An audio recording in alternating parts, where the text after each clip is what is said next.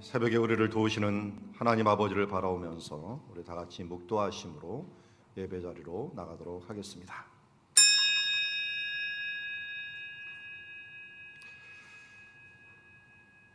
하나님 아버지, 주님 앞에 나왔습니다.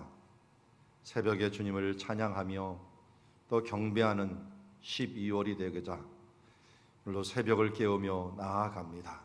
주여, 우리의 마음과 우리의 심령 가운데 찾아와 주시어서 오늘도 우리의 찬양 가운데, 우리의 기도 가운데, 우리의 말씀 가운데 임마누엘 하여 주시옵소서. 하나님께는 영광, 이 땅에는 기뻐하심을 입은 자들에게는 평화가, 하나님의 샬롬이 임하는 자리 되게 하옵소서. 예수님의 이름으로 기도드리옵나이다. 아멘. 우리 찬송가 542장 함께 찬양하면서 나아가겠습니다.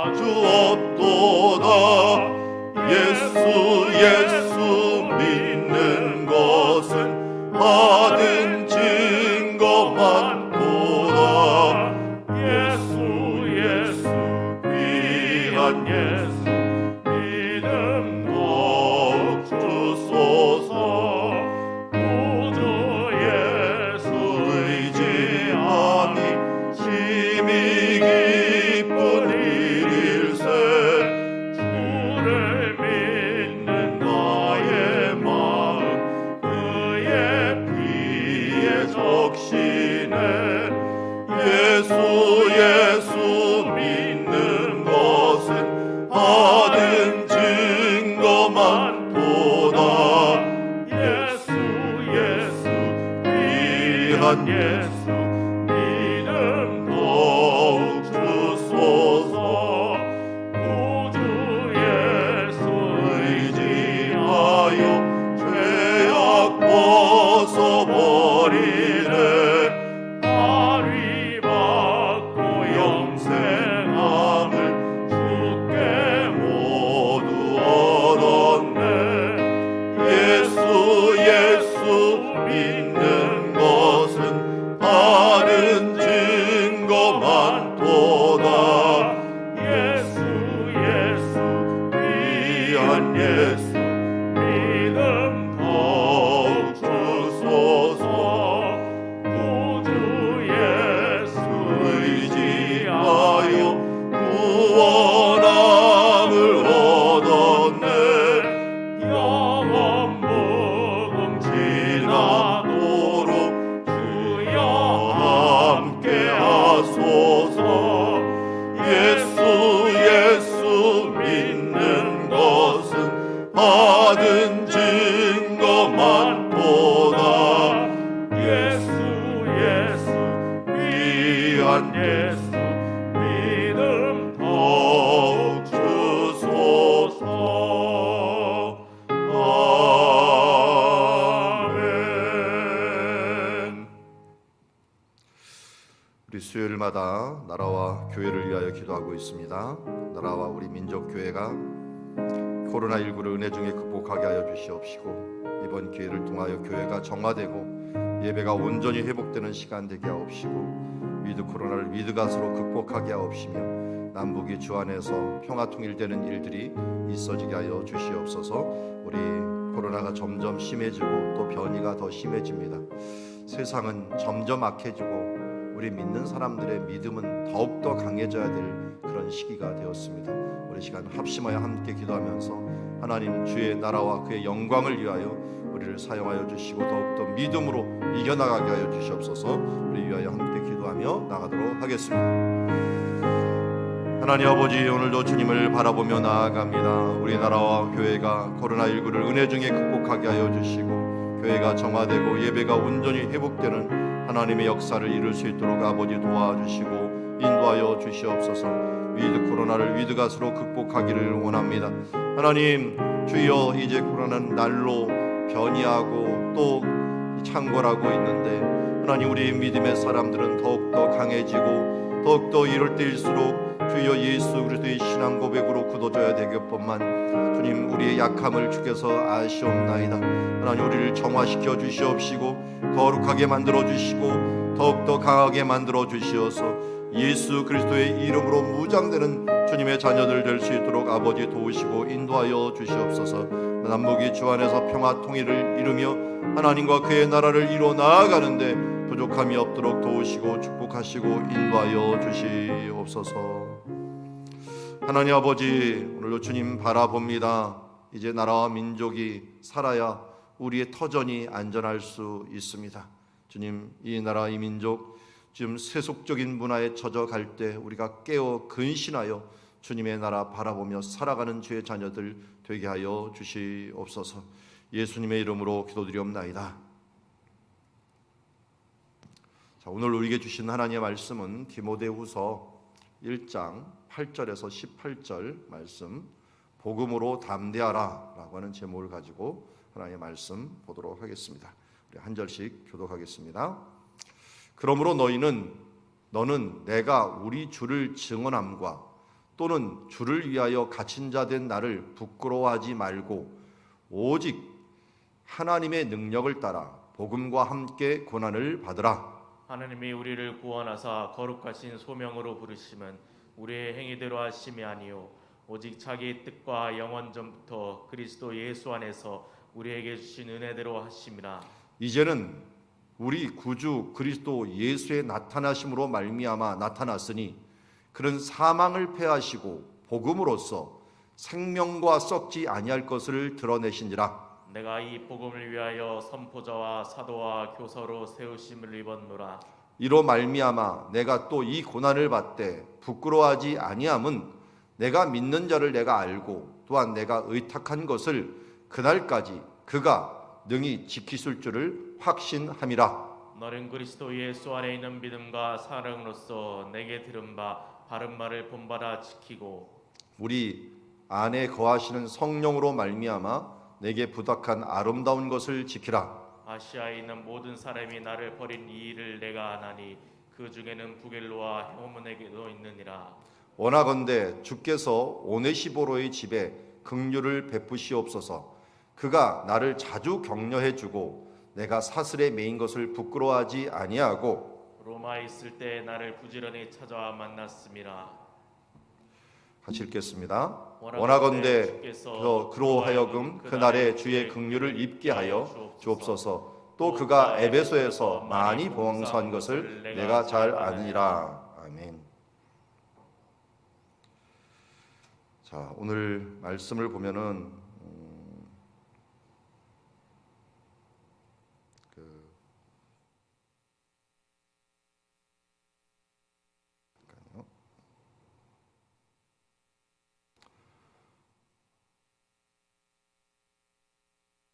8절에 보면 그러므로 너는 내가 우리 주를 증언함과 또는 주를 위하여 갇힌 자 된 나를 부끄러워하지 말고 라고 했는데요. 좀 긍정적인 단어로 제가 바꿨습니다. 부끄러워하지 않으면 어떻게 하라는 거예요? 그거에 대해서 자랑스러워해라. 그 부분들에 더 담대하라 라고 하는 의미를 가진 것이라고 생각을 해서 부끄러워하지 말고 담대하라, 자랑스러워하라 라고 하는 말씀으로 오늘 제목을 잡았습니다. 지금 어제 제가 말씀드린 배경처럼 오늘 에베소에 위치하고 있는 디모데를 향하여 기도했다는 증거가 바로 17절에 나오죠. 그가 에베소에서 많이 봉사한 것을 내가 잘 아느니라 라고 하는 것을 보면은 받는 지금 편지를 받는 디모데는 에베소에 있는 것이고 지금 이 사도 바울은 어디에 있어요?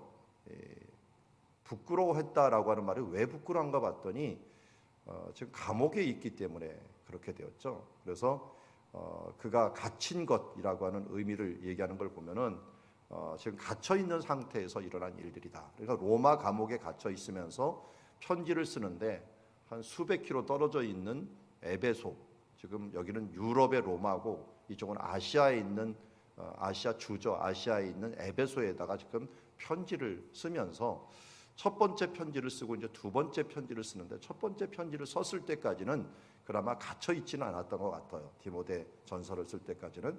근데 디모데 후서에서는 완전하게 갇혀 있는 모습을 보게 됩니다. 그래서 8절에 보면 갇힌 자 된 나를 부끄러워하지 말고라고 얘기합니다. 왜 갇혀 있게 되었습니까? 사도 바울은 갇힐 것을 각오하고 로마를 갔습니다. 이때가 네로 황제가 기독교인들을 박해하고 자기가 로마 시내를 다 불질러 놓고서 이 감당을 못하니까, 왜 불질렀습니까? 이거 도시 계획을 새로 해야 돼. 그러려면 사람을 쫓아낼 수가 없으니까 불을 내 갖고 다 불태워 버린 다음에 그들이 다 나가게 만들고 거기를 부셔 갖고 새로운 신도시를 그가 만들려고 하는 허황된 꿈을 꿔 갖고 그야말로 불을 붙여놨는데 이게 감당이 안 되는 거예요. 그러니까 누군가 핑계를 대야 되는데, 핑계를 이거 그리스도인들이 불을 낸 거다 하면서 핑계를 그들에게 대면서 그들의 핍박을 이루어지게 되고, 수많은 그리스도인들이 이것들 때문에, 네로 황제 때문에 죽게 되는 결과를 가져오게 됩니다. 그런 상황에 있을 때 사도 바울이 그곳에 들어간 거예요. 그러니까 어떻게 보면은 사도 바울 입장에서는 어려움을 당하는 그리스도인들을 보살펴주러 갔지만, 어떻게 보면 바울이 마음은 그랬지만 객관적으로 보면 바울이 어떻게 보면 자기를 죽이려고 하는, 그들 중에서 네로 황제가 누구를 찾겠어요? 이들 중에 리더를 잡아라, 지도자가 누군지를 잡아라, 그를 이 시범 삼아서 그를 죽여야 된다 할 때 사도 바울이 잡히게 된 거죠. 사도 바울이 최고의 지도자로 잡히면서 그야말로 그때는, 그 전번에는 옥중에서 편지를 쓸 때는 유대인들이 고소를 해서 한번 잡혔는데, 이번에는 로마인이 완전히 잡아가고 그를 죽이고자 했기 때문에 이거는 잡힌 정도가 아니라 사형 선고가 이미 내려진 상태에서 지금 편지를 쓴 것이라고 할 수 있습니다. 예수님도 2번 죽었다라고 하는 말을 제가 자주 합니다. 유대인들이 한번 예수님을 사형 선고를 했고요. 그렇지만 유대인들이 사형 선고를 했다 그래서 예수님이 바로 죽지는 않았어요. 누구에게로 데려갔습니까? 로마의 지도자였던, 로마가 총독이었으니까 로마인이었던 빌라도에게 데려가서 죽임을 당하게 됩니다. 사도 바울도 어떻게 보면 같은 케이스입니다. 유대인들에게 고소를 받았을 때는 죽지를 않았어요. 그는 옥중에서 있긴 했지만, 그러나 이번에는 어떻게 되었어요?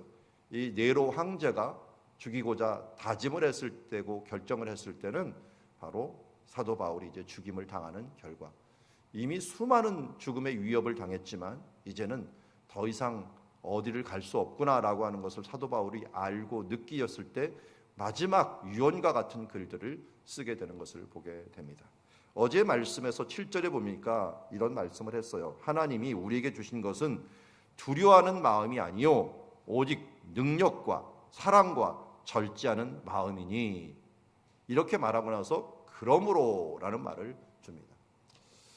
우리에게 두려워하는 마음을 주신 것이 아니다. 하나님의 영은, 성령은 우리에게 두려워하는 마음을 주신 게 아니라 우리가 하나님 안에서 일할 수 있도록 능력을 주셨고, 거기다가 사랑을 주셨고, 거기다가 절제하는 마음을 주셨다. 상대방을 사랑하고 나는 절제하고 하나님의 힘의 능력으로 일할 수 있으니, 그러므로 너는 이렇게 내가 갇혔다고 해서 나를 부끄러워하지 말고 담대하게 하나님의 일을 행했으면 좋겠다라고 말하면서, 부끄러워하지 말라라고 하면서, 그럼 부끄러워하지 않고 있으면 어떻게 해야 됩니까? 능력과 사랑과 절제로 일을 해야 되는데 어떻게 일을 해야 되는가 하는 부분들을 그 다음부터 한 3가지로 정리를 해보았습니다. 첫 번째는 하나님의 능력으로 복음과 함께 고난을 받으라. 우리 하나님의 사람들이 해야 될 것들이 첫 번째 능력인데, 이거 하나님의 능력이에요. 근데 하나님의 능력으로 첫 번째 해야 될 게 뭡니까? 고난과 함께 고난을 받으라라고 얘기합니다. 사도 바울은 이미 고난에 단련돼 있지만요, 이 고난을, 그렇다고 언제든지 고난을 이길 수 있는 사람은 없어요. 또 올 때는 힘들어요. 한 번 고난을 이겼다고 괜찮냐고요? 아니에요. 고난이 또 오면 또 힘들고 또 두렵습니다. 그런데 이것을 내 힘으로 한다면 도저히 불가능할 거예요. 하나님의 능력을 따라서 행하기 때문에 우리가 이길 수 있습니다. 가끔 그런 생각을 하고 또 그런 때가 가끔 벌어지게 됩니다. 야, 이런 일이 일어나면 내가 어떻게 이길까? 가끔 지난번에 한번 오래전에 얘기했던 거죠. 우리 횡성에 있는 우리가 자주 가는 수련회장이 있고 교회가 있습니다. 그곳에 그 엘림 교회라고 하는 그곳에 가다 보면 맨 처음에 갔을 때 답사를 한번 하러 갔었죠. 우리 교육자들이 갔었는데, 근데 그때 목사님이 그러더라고. 조금 전에 귀신 들렸다가 나은 사람이 갔다라고 얘기를 하더라고. 근데 이게 무슨 귀신이 들렸는가 봤더니 사람들의 마음을 정확히 들여다보는 귀신이 들렸대. 근데 이상한 귀신이 아니라 사람 보고 너 무슨 죄 졌지? 내가 다 알아 하면서 그 죄를 막 훑어버린대요. 너 무슨 죄, 무슨 과거에 무슨 죄부터 이런 죄 했지 하면서 이게 하다 보니까 이 큰 기도원에 가고 오산리 기도원에 가고 막 그 엄마가 데리고 가고 그를 기도하려고 했더니 얘가 다니면서 사람마다 다 지적질을 한다는 거예요. 그러니까 사람들이 얼굴이 화끈해 갖고 어찌할 줄을 몰라 갖고 그를 데리고 와갖고 조그만 기도원과 같은 이곳에 와갖고 다른 사람이 없으니까 거기서 기도를 하게 되었다고 합니다. 근데 그 사람이 방금 전에 갔다는 말을 들으니까 우리 교육자들이 서로를 쳐다보면서 안도의 한숨을 하고 있는 것을 보았습니다. 저도 안도의 한숨이 되더라고요. 와갖고 귀신 들린 사람이 너 뭐 했어 이렇게 얘기하면은 나는 어떻게 반응을 할까? 여러분, 죄 없는 사람 어디 있고 부끄러운 일을 하는 사람, 또 내게 숨겨놨던 부분들, 나도 모르는 것들을 이 귀신들이 귀신같이 한다 그러잖아요. 그럼 알면 어떻게 될까요? 그런데 갑자기 제가 이런 생각이 들었어요. 내가 왜 부끄러워하는가? 나 원래 그런 사람인데. 아니, 왜 내가 죄를 고백하지 못하고 죄에 대해서 담대하지 못한가라고 하는 부분이에요.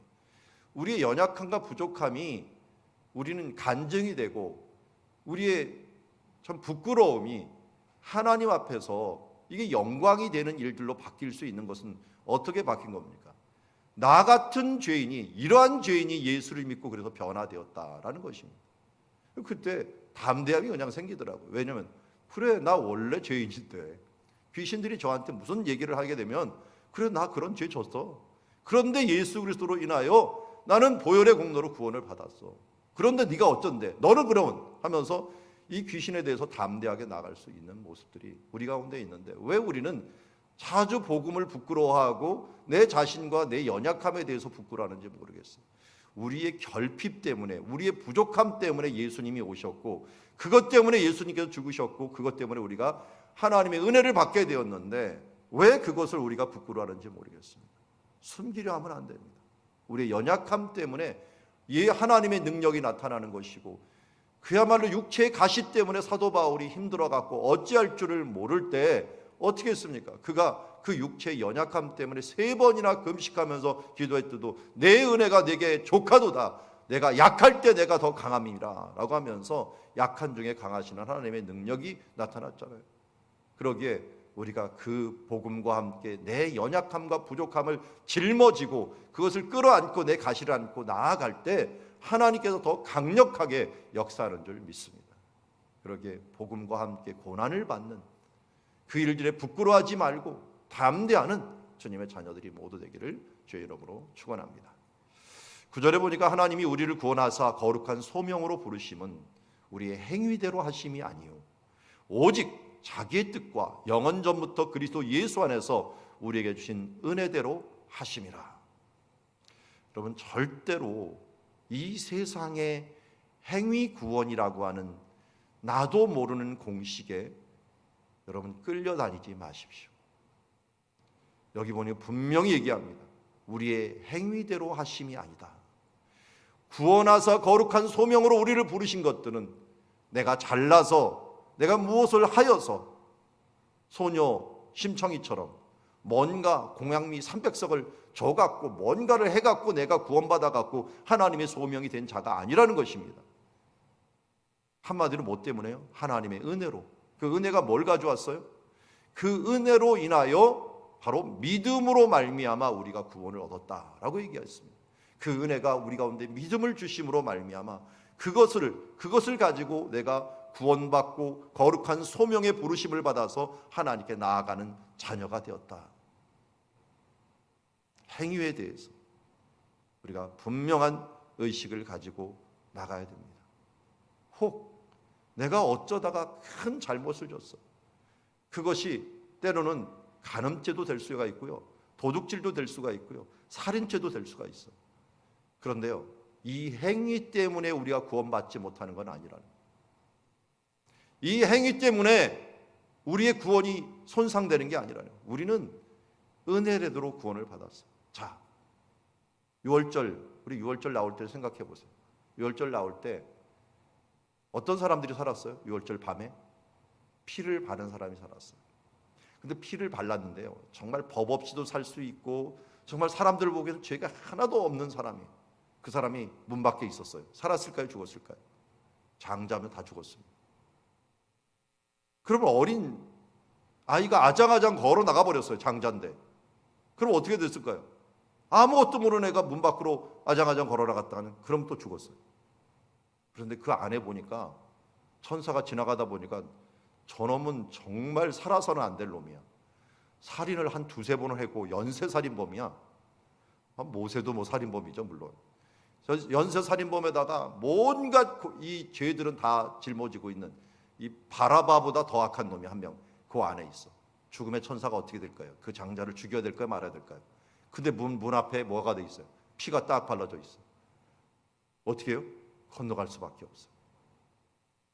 피로 구원을 받은 거지 그 안에 있던 어떤 행위로 구원받은 것이 아니라는 것을 이미 6월절부터 우리에게 이야기해 주었고, 예수님께서 그래서 태어나자마자 6월절이 있었던 그 고센 땅으로 피신을 해서 아마 1년 동안 그 어린 양이 될 때까지가 그곳에 머물러 있다가 그 다음 애굽에서 내 아들을 불렀도다라고 하는 말을 이루려 하기 위해서 예수님께서 6월절 어린 양이 왔음을, 6월절 양으로 왔음을 의미하기 위해서 애굽으로 갔다가 다시 나오시면서, 그러면서 6월절 어린 양 6월절에 죽으시는 모습을 보게 됩니다.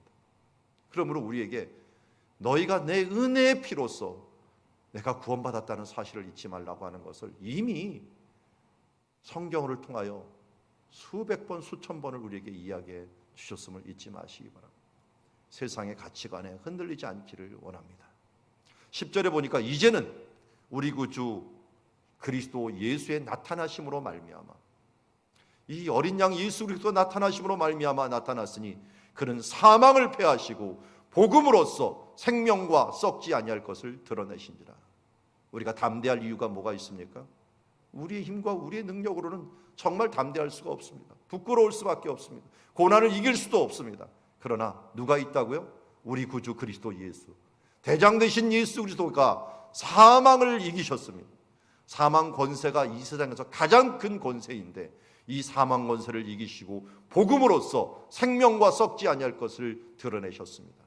오직 생명의 성령의 법이 바로 승리하는 역사가 일어남으로 말미암아 죄와 사망의 법에서 우리를 구원하시는 하나님의 역사가 일어난 줄 믿습니다. 물론 이러한 능력이 있기에 우리는 복음과 함께 고난을 받으며 담대히 이겨나갈 수 있는 줄 믿습니다. 자, 두 번째로 보니까 내가 이 복음을 위하여 선포자와 사도와 교사로 세우심을 입었노라. 자, 우리가 해야 될 두 번째 걸 보니까 바로 하나님 앞에서 이렇게 세우심을 입은 직분을 받은 자가 되었다라는 거예요. 직분을 받은 자. 부끄러워하지 말고 담대하게 해야 될 것들이 뭐냐 봤더니 직분을 너희가 감당하라는 것입니다. 고난을 받으면서 내게 주어진 직분이 있어요. 내게 주어진 직분. 이것을 이 앞에서는 소명이라고 얘기를 하고 사명이라고도 얘기를 합니다. 하나님께서 우리를 콜링하시고 우리에게 미션을 주셨어요. 그 미션을 어떤 사람은 선포자로, 어떤 사람은 사도로, 어떤 사람은 교사로, 또 우리에게는 또 목사로, 집사로, 현대 많은 교사로서 직분을 주신 부분들이 있습니다. 이런 부분들을 우리가 세우심을 입었으니 이 부분들을 향하여 우리가 최선을 다해야 될 것입니다. 이로 말미암아 내가 또 이 고난을 받되 부끄러워하지 아니함은 내가 믿는 자를 내가 알고 또한 내가 의탁한 것을 그날까지 그가 능히 지키실 줄을 확신함이라. 여러분, 사도 바울이 3차 전도여행이 끝나고 예루살렘으로 돌아갈 때 정말 힘들었어요. 왜냐하면 그가 자기가 큰 고난을 받을 것을 알았어요. 그런데 그 고난을 알면서도 그곳에 갈 수 있는 힘이 뭐였느냐? 자기가 그 직분을 맡았기 때문에. 여러분, 여자는 약하지만 엄마는 강하다라는 말을 들어보셨죠? 왜 그런 말을 했을까요? 여자로 있을 때는요, 사명이 없어요. 다른 사람에 대한 사명이 없어요. 그런데 내가 사명이 주어지는 순간은 엄마로 있을 때, 그럴 때면 그 자녀에 대한 사명이 생기게 돼요. 이게 모성애라고 얘기했지만 그러면 강해져요. 자기가 그 사명을 받은 사람이 되기 때문에. 여러분, 믿음보다 강한 것이 사명입니다. 믿음은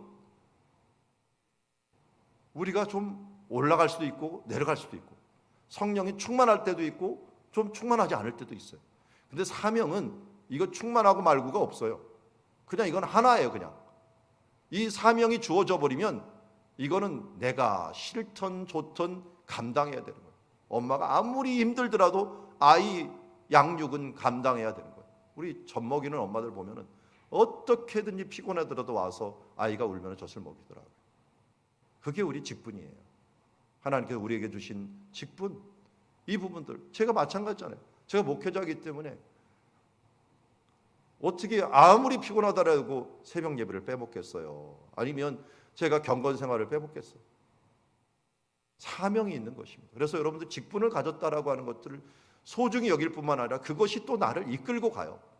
내가 집사의 직분을, 교사의 직분을, 임직자의 직분을 가졌다라는 것들은 어떤 면에서 권리뿐만 아니라 제일 먼저가 의무예요. 그 의무가 가지는 것들이 어떻게 보면 복음을 향하여 담대하게 일할 수 있도록 내가 직분을 가지게 되는 것을 말합니다. 그렇게 되면 어떻게 되는 거예요? 예수님 그 직분을 의탁하셨기 때문에 지키신다는 거예요. 그가 능히 지키실 것을 확신하노라. 내 힘으로 행하는 것이 아니라 내게 부모가 되게 했으면, 내가 리더가 되게 했으면 하나님이 그에 합당한 힘을 주시겠다는 거예요.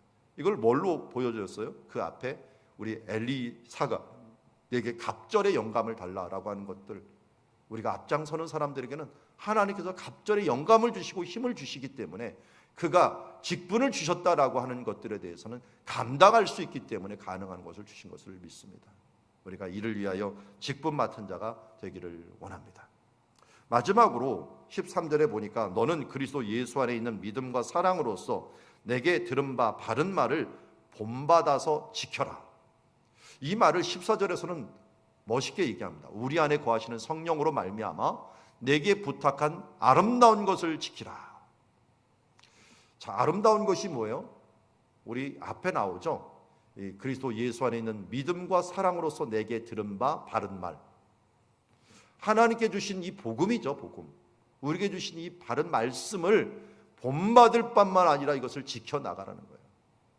본받다 보면 어떻게 됩니까? 나도 모르게 지켜나가게 되죠. 그런데 이걸 내 힘으로 안 되죠. 우리 어제도 보았던 말씀인데 성령을 따라 행하라 라고 하는 말이 그것입니다. 성령으로 말미암아 성령의 능력으로서 우리가 하나님의 주시는 믿음과 사랑으로서 하나님께 주신 그 말씀을 본받고 지켜나가는 자, 지킴으로 말미암아 우리가 담대히 나가는 자가 되기를 원합니다. 이렇게 행하지 않은 사람이 있어요. 15절에 보니까 아시아에 있는 모든 사람이 나를 버렸다 그러는데 이 버린 주동자가 있습니다. 이 사람은 지옥 아궁이에 들어가 있을 것 같아요.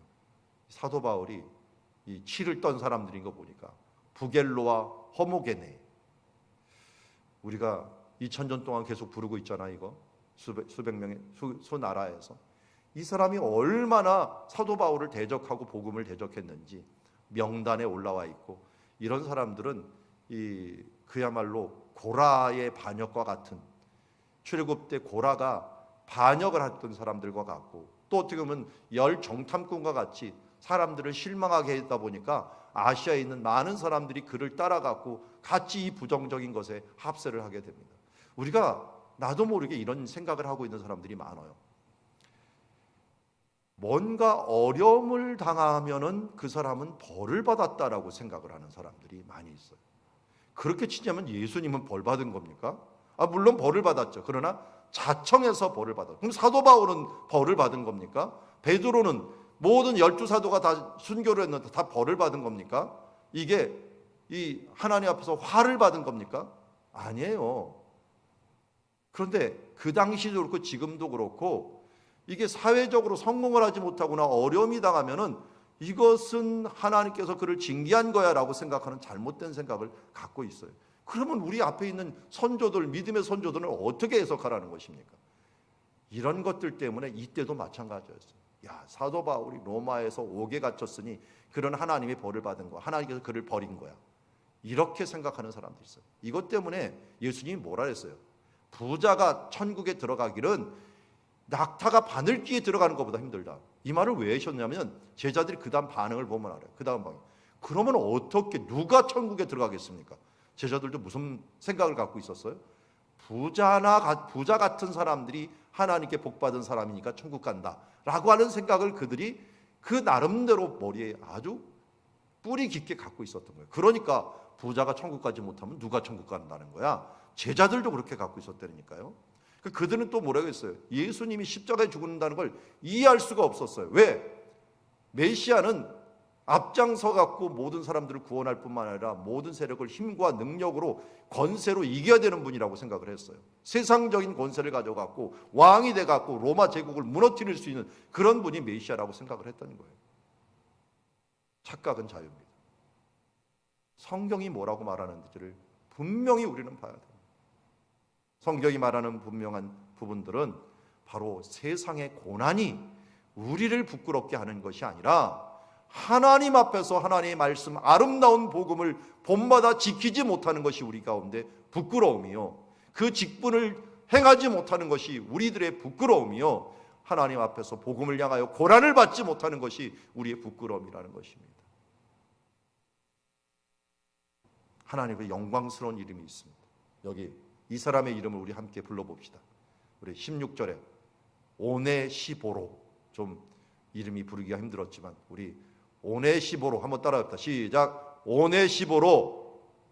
다시 오네시보로. 예.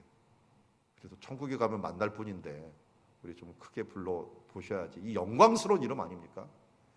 원하건대 주께서 오네시보로의 집에 긍휼을 베푸시옵소서. 어떤 일을 했습니까? 하나님의 말씀을 본받아 지킨 사람입니다. 어떤 일을 했는지 봅시다.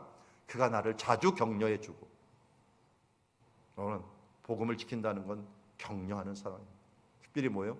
복음을 향하여 고난을 받는 사람들을 격려해 주는 사람입니다. 내가 사슬에 매인 것을 부끄러워하지 않다. 다른 사람들은 세상의 가치관을 가지고 사도 바울이 사슬에 매였으니 이건 저주를 받은 거야 라고 생각할 때 사슬에 매인 것을 부끄러워하지 아니하고 그를 자랑스러워하고 로마에 있을 때 나를 부지런히 찾아와서 그가 사랑의 수고를 아끼지 아니하였어요. 부끄러워하지 않은 것들이 뭘로 보여준 거예요? 삶으로 보여준 거예요. 그리고 18절에 보니까 그가 에베소에서 많이 봉사한 것을 내가 안다. 이게 싹수를 보면 안다라고 하죠. 자기가 같이 사역을 할 때, 에베소에 사역을 할 때 전도한 사람인데 그가 거기서 많이 수고를 하더만 이렇게 로마에 와서도 나그를 부끄러워하지 아니하고 감옥에 있을 때 지속적으로 찾아와서 힘이 되어 준 사람이라는 것을 알게 됩니다. 그러면서 사도 바울이 얘기합니다. 원컨대 주께서 그로 하여금 그날에, 주님이 오실 날에 주의 긍휼을 입게 하여 주시옵소서. 여러분, 우리 서로가 이러한 기도를 받을 수 있는 사람들이 되기를 원합니다. 그러기 위해서는 먼저 복음을 향하여 부끄러워하지 맙시다. 복음을 향하여 담대합시다. 복음을 향하여 부끄러워하지 말고 그것을 향하여 고난을 받고 내 직분을 다하며 그 복음에 명시된 말씀들을 본받아 지킴으로 말미암아 오네시보로와 같은 하나님의 칭찬받는 주님의 자녀가 되는 것 되기를 주의 이름으로 축원합니다. 기도하겠습니다. 하나님 아버지, 너희는 하나님의 능력을 따라 복음과 함께 고난을 받으라 말씀하십니다. 너는 그리스도 예수 안에 있는 믿음과 사랑으로서 내게 들은 바를, 그 말씀을 본받아 지키고 우리 안에 거하시는 성령으로 말미암아 내게 부탁한 아름다운 것을 지키라고 말씀해 주셨습니다. 하나님, 우리가 이 일들에 정말 앞장서 복음을 부끄러워하는 것이 아니라 하나님의 복음에 대해서 담대하고 그리고 자랑스러워하는 주의 자녀들 되게 하여 주시옵소서. 고난을 이겨 하나님께 영광 돌리는 자, 그런 놀라운 일들을 이뤄나가는 주님의 자녀들 모두 되기를 원하옵고 예수 그리스도 이름으로 기도드리옵나이다. 아멘.